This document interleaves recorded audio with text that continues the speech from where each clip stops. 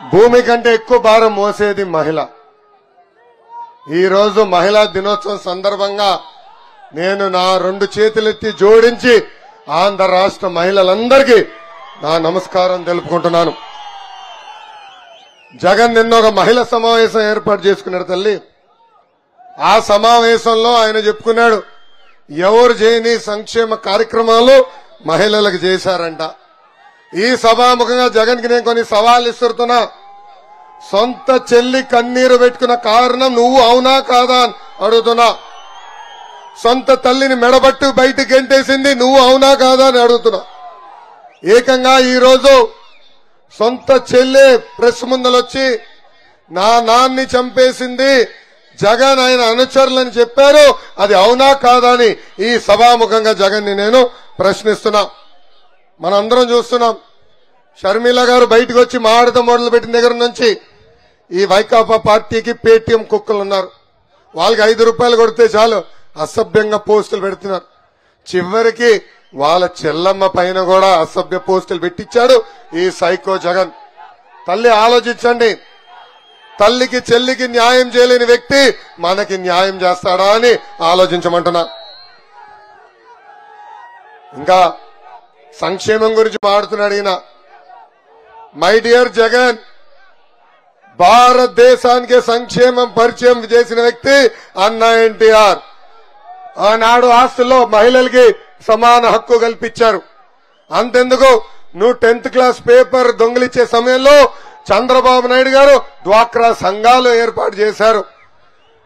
మీ ఇంట్లో నిన్ను భరించలేక బెంగళూరుకి తరిమేసినప్పుడే చంద్రబాబు నాయుడు గారు మహిళలకి దీపం పథకం తీసుకొచ్చారు. నిన్నగాక మొన్న నువ్వు చంచల్ గూడ జైల్లో ఉన్నప్పుడే బాబు గారు పసుపు కుంకం, తల్లి బిడ్డ ఎక్స్ప్రెస్ ఇలా అనేక సంక్షేమ కార్యక్రమాలు మహిళలకు అందజేశారు.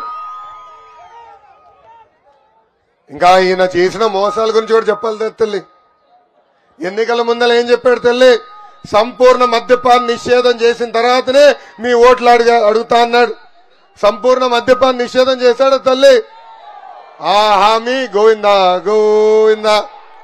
ఇంకొక హామీ ఇచ్చాడు, 45 సంవత్సరాల వయసు నిండిన ఎస్సీ ఎస్టీ బీసీ మైనారిటీ మహిళలకి పెన్షన్ ఇస్తాన్నాడు. ఏమైందా హామీ? గోవిందా గోవిందా. 3 హామీ కూడా ఇచ్చాడండి.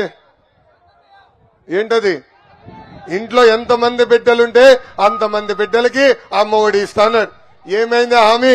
గోవిందా గోవిందా. ఇంకా ఏకంగా మహిళల పేరుతో 30 లక్షల ఇల్లు కడతానన్నాడు. కనీసం 3,000 ఇల్లు కూడా ఈ సైకో జగన్ ఈ రోజు అట్లా. నేను పాదయాత్ర చేసుకున్నప్పుడు చాలా మంది అక్కా చెల్లెలు నన్ను కలిశారు. వాళ్ళందరూ ఒకటి కోరారు, అన్నా ప్రొఫెషనల్ కోర్సులు చేయాలనుకుంటున్నాం, నర్సులు అవ్వాలనుకుంటున్నాం, ఇతర కోర్సులు చేయాలనుకుంటున్నాం, మమ్మల్ని ఆదుకోండి అని చెప్పారు. అది గుర్తించి ఈ రోజు నా తల్లి భువనేశ్వరి అమ్మ కలలకు రెక్కల పేరుతో ప్రొఫెషనల్ కోర్సులు మహిళలు చేయొచ్చు. వాళ్ళు తీసుకునే రుణాలకి ఇంట్రెస్ట్ ప్రభుత్వమే చెల్లిస్తుందని ఈ సభాముఖంగా మహిళలందరికీ నేను హామీ ఇస్తున్నా.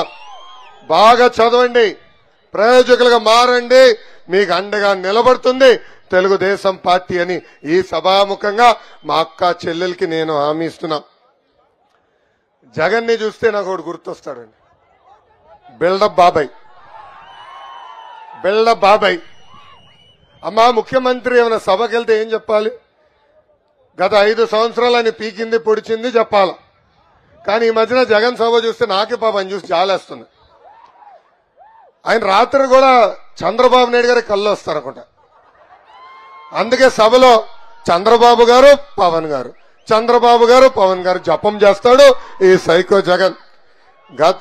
అసలు మోసానికి ప్యాంటు షర్ట్ వేస్తే అచ్చు జగన్ లాగా ఉంటుంది, అచ్చు జగన్ లాగా ఉంటుంది.